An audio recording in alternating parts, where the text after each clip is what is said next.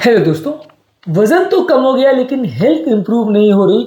उल्टा वजन कम करने की जर्नी में कई तरह की हेल्थ प्रॉब्लम्स भी आ सकती है। आज जानने का प्रयास करेंगे कि वजन कम होना हमेशा सिर्फ हेल्थ की कुंजी हो, ऐसा जरूरी नहीं है।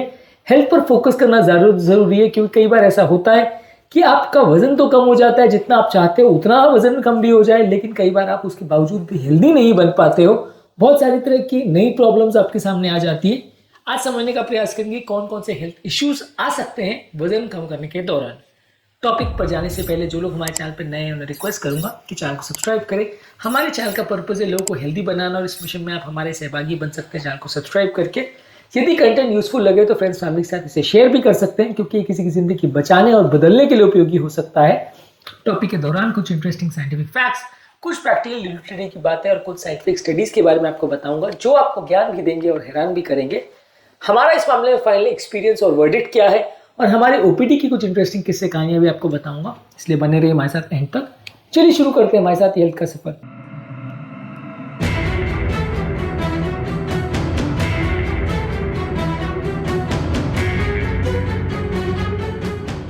वेट लॉस करने के दौरान सबसे बड़ी हेल्थ प्रॉब्लम्स कौन सी आती है आपके हिसाब से, कमेंट सेक्शन में लिख कर हमें बताएं। वेट लॉस करने के दौरान कमजोरी, सुस्ती और लो एनर्जी का एहसास अक्सर लोगों को होता है। ये वैसे ही है जैसे अगर आप अपने स्मार्टफोन को अगर पावर सेविंग मोड में चलाते हैं तो मोबाइल चलता तो रहता है लेकिन उसकी परफॉर्मेंस कम हो जाती है। तो अगर आप वेट लॉस करना चाहते हैं तो अक्सर कई बार लोगों को मेटाबॉलिक स्लोडाउन की वजह से कमजोरी, सुस्ती का एहसास होता है। हमारे पास रिसेंटली ऑफिस वर्कर आए थे जो 7-8 किलो वजन कम तो हो गया था लेकिन काफी वीक महसूस कर रहे थे। 2015 में अमेरिकन जर्नल ऑफ न्यूट्रिशन में आर्टिकल में बताया था कि लोगों को कमजोरी, सुस्ती का एहसास कई बार बहुत ज्यादा भी हो सकता है वेट लॉस करने के दौरान। हेयर फॉल कुछ लोगों को देखने को मिलता है। जब कोई व्यक्ति रैपिडली वेट लॉस करता है तो हेयर फॉलिकल्स अपने ग्रोथ फेज के बदले शेडिंग फेज यानी बाल झड़ने वाले फेज में चले जाते हैं, जिसको टेलोजन एफ्लुएंस बोलते हैं। इस तरह के चेंजेस यूजुअली वेट लॉस शुरू होने के 2 से 4 महीने के बाद ज्यादातर लोग को देखने को मिलते हैं। इस मामले में जर्नल ऑफ क्लिनिकल कार्डियोलॉजी ने बताया था कि रैपिड वेट लॉस करने वाले लोग को अक्सर बालों का झड़ने की समस्या देखने को मिल सकती है। इसके अलावा कुछ लोग को हार्मोनल डिस्टर्बेंस और मेंस्ट्रुअल इरेगुलरिटीज देखने को मिल सकती है।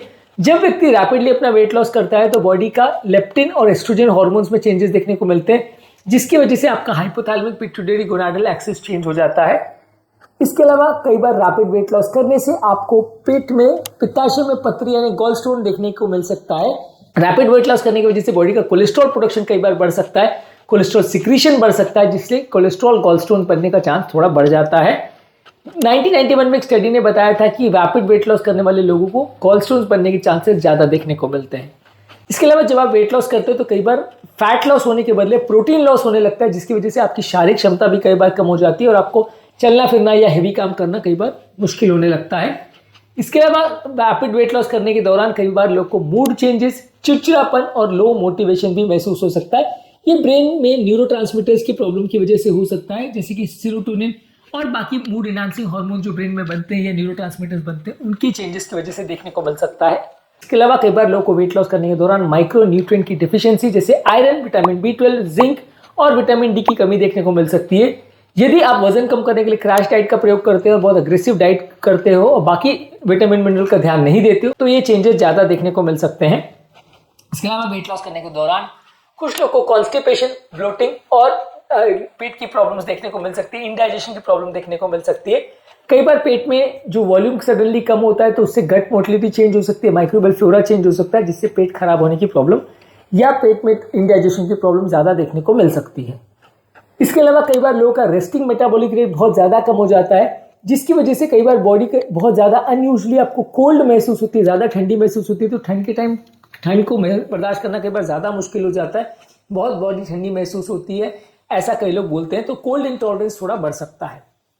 इसके अलावा रैपिड वेट लॉस करने से बॉडी की इम्यूनिटी कई बार कम हो सकती है, तो एनर्जी डिफिशियंसी और माइक्रो न्यूट्रिएंट इंबैलेंस की वजह से बॉडी की इम्यूनिटी टेम्पररी कम हो सकती है और इन्फेक्शन होने का रिस्क भी थोड़ा बढ़ सकता है। इसके अलावा रैपिड वेट लॉस करने से स्लीप डिस्टर्बेंसेस देखने को मिल सकते हैं। आपका कई बार जब बॉडी के हार्मोन्स चेंज होते हैं तो कई बार लोग की स्लीप की क्वालिटी कॉम्प्रोमाइज हो जाती है और बार बार नींद खुलने की प्रॉब्लम्स कुछ लोगों में देखने को मिलती है।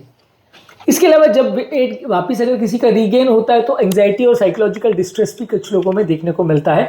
तो वेट लॉस और वेट गेन के दौड़ भाग के बीच में कई बार साइकोलॉजिकल प्रॉब्लम्स भी देखने को मिल सकती है। कई बार ब्लड शुगर बहुत ज्यादा कम हो जाता है। यदि अगर आप ब्लड शुगर को कम करने वाली मेडिसिन पे हैं, तो ऐसे चेंजेस ज़्यादा देखने को मिल सकते हैं और ऐसे चेंज में कमजोरी, चक्कर, सर दर्द ऐसी प्रॉब्लम्स देखने को मिल सकती है। ज़्यादातर ये डायबिटिक पेशेंट में ज़्यादा देखने को मिलती है। तो बेसिकली अगर आप बहुत जल्दी वेट लॉस करोगे तो मसल लॉस होना, न्यूट्रिशन डिफिशियंसी होना, फिर से वजन वापस बढ़ जाना, बॉडी को बहुत ज़्यादा कमजोरी सुस्ती का एहसास होना, चिड़चिड़ापन का एहसास होना, ये सारी चीज़ें देखने को मिल सकती है। तो ओवरऑल थोड़ा सा वेट लॉस को स्लोली करें तो ज़्यादा फायदा मिलेगा। ज़्यादा लोगों को कोशिश करनी चाहिए कि महीने में 3 से 5 किलो से ज़्यादा आपको वेट लॉस नहीं करना है। ऑन एन एवरेज जब आप 4-5 किलो पर मंथ से अगर ज़्यादा जल्दी वेट लॉस करने की कोशिश करते हैं तो आपको ज़्यादा प्रॉब्लम होती है। आपको न्यूट्रिशन का प्रॉपर ध्यान देना है, पानी ज़्यादा पीना है, फ्रूट्स वेजिटेबल ज़्यादा लेने हैं और प्रॉपर मेडिकल सुपरविजन के अंदर अगर आप वेट लॉस करोगे तो थोड़े प्रॉब्लम्स होने का चांस कम रहेगा। यदि आप वेट लॉस करने के दौरान सिर्फ वेट पर फोकस करते हो और बाकी हेल्थ पर फोकस नहीं करते तो वेट लॉस करना अक्सर ज़्यादा मुश्किल हो जाता है, ज़्यादा साइड इफेक्ट्स भी होते हैं और आपकी बॉडी अक्सर उससे बर्दाश्त नहीं कर पाती है। आज के टॉपिक में हमने बात करी कि रैपिड वेट लॉस करने से क्या क्या तरह के साइड इफेक्ट्स देखने को मिल सकते हैं। डिस्कस करने का पर्पज ये है कि इस बारे में आपको थोड़ी जानकारी हो जाए और आप इनको अवॉइड करने की कोशिश करें और अगर आए भी इस तरह की प्रॉब्लम तो उसे एक्सेप्ट करने की कोशिश करें। उम्मीद करूंगा कि आज के टॉपिक में कुछ नई बातें जानने को मिली होगी। जो लोग हमारे चैनल पर नए हैं उन्हें रिक्वेस्ट करूंगा कि चैनल को सब्सक्राइब करें। हमारे चैनल का पर्पज है लोगों को हेल्दी बनाना। हमारे चैनल को सब्सक्राइब करके हमारे इस मिशन को आप आगे बढ़ा सकते हैं। यदि कंटेंट यूजफुल लगे तो फ्रेंड्स फैमिली के साथ इसे शेयर भी करें क्योंकि किसी की ज़िंदगी बचाने और बदलने में उपयोगी हो सकता है। इसके अलावा आपके कमेंट्स हमें जानने में मदद करते हैं कि आपको हमारा कंटेंट कैसा लगता है, प्लस हमारे लिए मोटिवेशन और इंस्पिरेशन का भी काम करते हैं। इसलिए वीडियोज़ को देखते रहिए, शेयर करते रहिए और हेल्थ के सफ़र में आगे बढ़ते रहिए।